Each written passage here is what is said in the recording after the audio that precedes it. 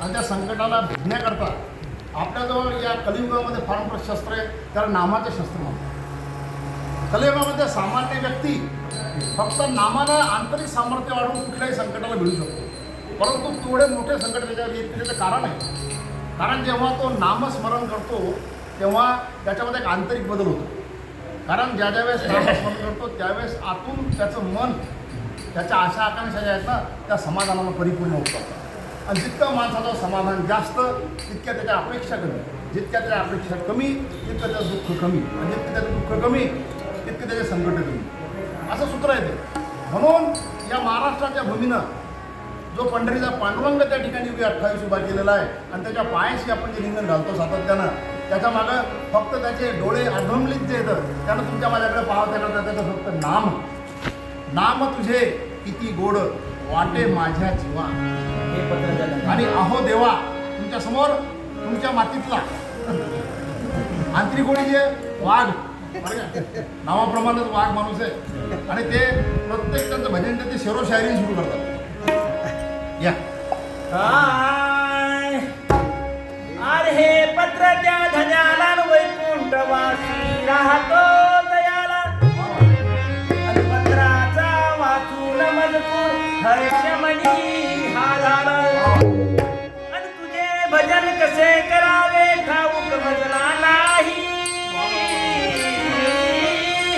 आणि तुझे भजन तूच गावे कलावान नाही. अरे कुणी मानू नका यात मोठे काय. अरे कुणी मानू नका यात मोठे काय. आणि सारी भगवंताची लेकर एक पिता महाराज की जय. आणि नाम तुझे किती गोड आणि वाटे माझ्या जीवा. आणि नाम तुझे किती गोड आणि वाटे माझ्या जीवा. आणि अहो देवा नाम